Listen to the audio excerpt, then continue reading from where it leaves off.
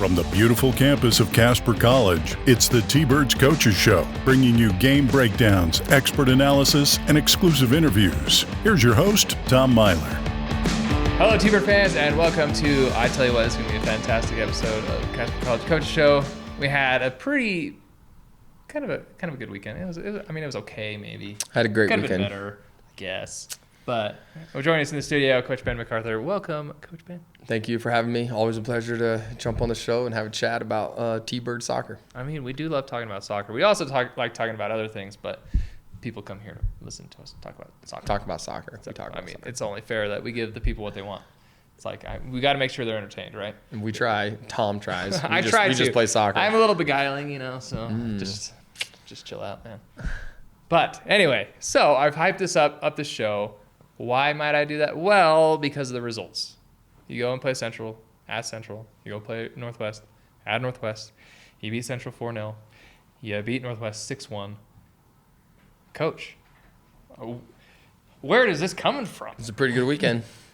They're starting to figure it out. The guys are starting to figure out the kind of effort and focus and attitude that we need to win, and playing with a little bit of an edge. And so maybe start with Friday. Friday we played Central, and that's a tough place to play. Like, you pull into Riverton, Wyoming, it's tough. It's a tough place to play. And so Riverton's got a new coach. They got a bunch of boys. They were hyped up, ready to go. It was 0-0. Oh, no, we were winning 1-0. Roy scored the first goal, I think. Great goal from Roy, and he was on fire. He's got 8 goals so far. Yep, 8 goals in 8 games. So Roy's on fire. And then Kadon Boyce made a massive save, right? So it was 1-1 or 1-0. Kadon makes a big save. That would have made it 1-1. It tipped his fingers and then off the post and out.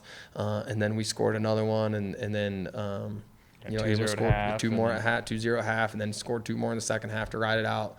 So it's nice to get a shutout. But Kadon had a great game. Checo scored 2 goals that day, and so Francesco Pineda, Checo we call him.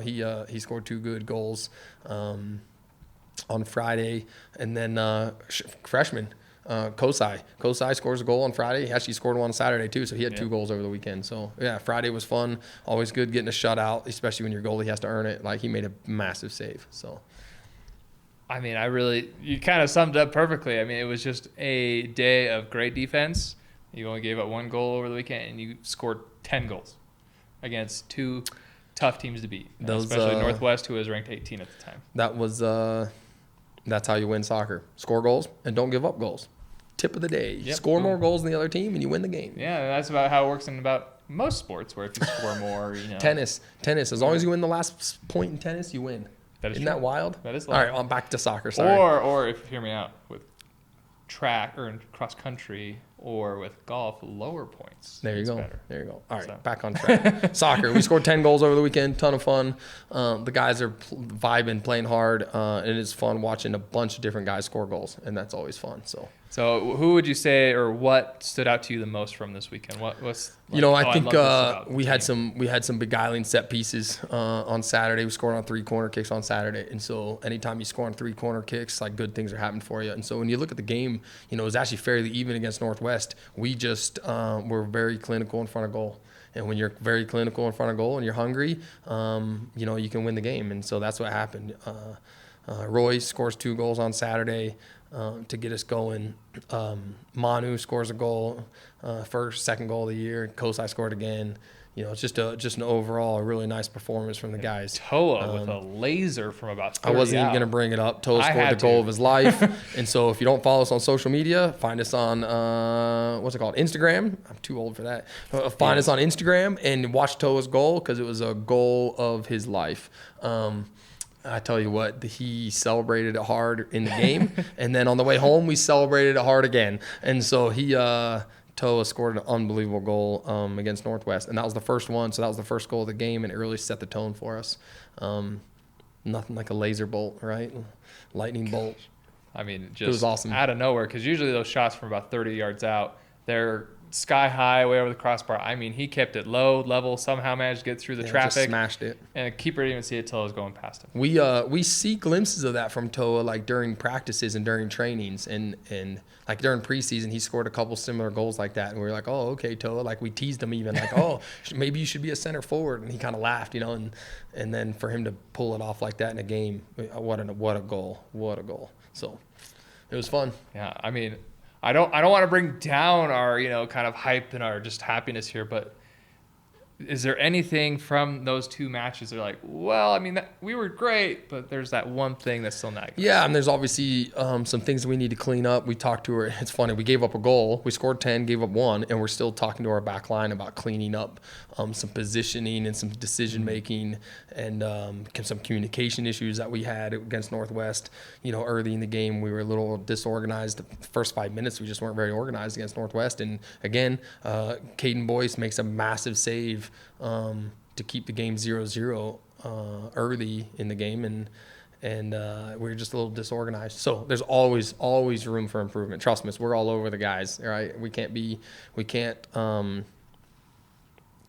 stagnant, right? We got to continue to improve and get better. So yeah, it's almost about like that aspiration for aspiring to be perfect, right? That perfection. Yeah, strive for that 90-minute game. And I mean, granted, you're not going to have that perfection, but as close as you can. Yeah, we're getting especially, and that's a great segue into this week.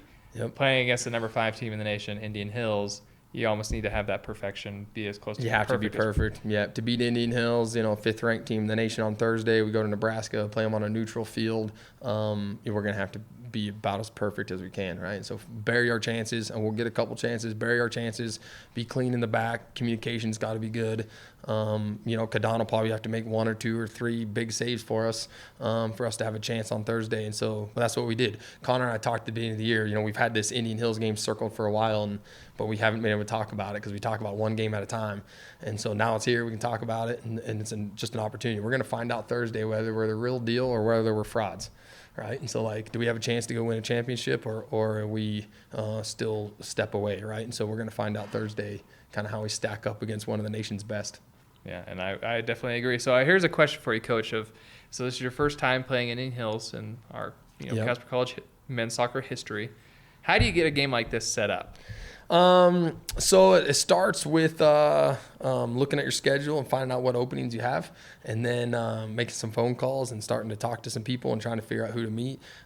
My former assistant, Adam Potter, who's at Northeast Community College, he's got a really nice field and stadium that's in the middle of Nebraska. And so last year we met Iowa Western on that field, and now we're going back to play on that same field against Indian Hills. And so we kind of set the field up first and then started calling the best teams we could find to say who wants to meet us at this field, right? And this year just happens to be Indian Hills. And so, it's a nice neutral field, and, it's a little bit of a trip for them, a little bit of a trip for us, and we'll show up and play. We're probably not going to have much of a crowd, so it's going to be a little weird, right? And playing on a neutral field with the two ranked teams, but either way, it's going to be a ton of fun. No, I mean, we're excited for it. It does sound like it's going to be live streamed. Folks, we'll make sure that if you're following our game day emails, that's there. And there's going to be a little bit of instruction of how to get to that game. Yeah, VO Live, and how to find it. There's an app you got to download and then look for a certain school. But we'll make sure that is there for you because, I mean, we love watching Casper College soccer any way we can. Thank you. It just sucks that you have to be away again. It happens. But we're gonna make sure that with next week, which we won't talk about that when you're here, that we pack that stadium. But go and play Indian Hills. What's going to be the key against playing them, like for your team? I think, again, it's just can we put together a full game, right? 90 minutes. And we've had a couple games that were real close to being 90-minute games, and so that's what we're going to need. We're going to need a real close to a 90-minute game, win our own box and win their box, right? In the middle of the field, probably be a wash. Right, the middle of the field is going to be a wash. It normally is. Like you get in these college soccer games, and it's a bloodbath in the middle. And so, winning the 18-yard boxes will be key for us. Absolutely. So you go Indian Hills, Friday you're off, quick turnaround. Saturday, go up and play Gillette. Yep. Team you've already played here once, tied 1-1. And that one was We're looking that was forward more to of a Saturday. hockey game, boxing match than it was soccer. Yeah, it was a physical game for sure. Anytime you play Gillette, they're going to be physical. They're a big, strong team, and they got a bunch of athletes and some good soccer players, and they're well coached. They're organized this year, way more organized this year than what they've been in the past. And so I think they'll be tough, right? So we play them Saturday in Gillette. Try to get 3 more points for the region play, right? Continue our hot streak in Region 9. Yeah, Gillette is always dangerous, as we've seen from earlier in the season. That's like you can't just play them soft. I mean, one, they're going to be physical with you, but they've got this way and this defense. I mean, it's probably that a little bit of that offside trap that they run that they kind of keep other teams from really scoring a lot on them. I know they're pretty good. Against Central figured something out that they were able to score against 5-2. I think. Yeah, they had a tough one over the weekend. And Gillette's got a new coach, and he was hired late, but he's put a team together that's competitive, right? And we talked about this last year a little bit. Like, if you don't show up, you'll get beat, and like you have to show up. Like, every college soccer team in the nation has a bunch of grown men, right? And if you don't show up, you're gonna get beat. And so you got to show up and give your best effort, and that's what we'll do on Saturday. Yeah. So one game at a time. Indian Hills on Thursday. Come around, 8-hour bus ride back. Saturday, play Gillette, up in Gillette. Yep.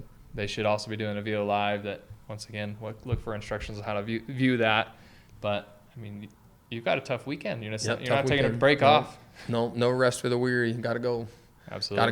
Got to go. Get on the bus. We're going places. So right now you're sitting, I think, technically second in the league. That's just because Otero has just played amount one of games more. played. Yeah, based on games played. So Otero has played one more. They are also undefeated in conference play. Yep. We'll talk more about this, but I just want to tease the fans with this. The last game of the season away is against Otero. I will act like I didn't know that. So, I mean, that the 1-2 might come down to last game of the season. Not like I'm counting, just because I think that should be a really good game. We got a lot of games to play before then. Yeah. So, and that's exactly right. So I just want to tease it for the fans to know, hey, that's gonna be a really good game to watch. Make sure that's kind of gonna be the conference decider. But I mean, we got to focus on Indian Hills Gillette this weekend. Yep. And I mean, that's already gonna be tough. Should be fun. Yep. Should be a fun weekend. So looking good in the conference. You control your own destiny. We're all excited. We're rooting for you. Appreciate the support. Go T-Birds. Love it. Well, fans, with that, we will see you next time.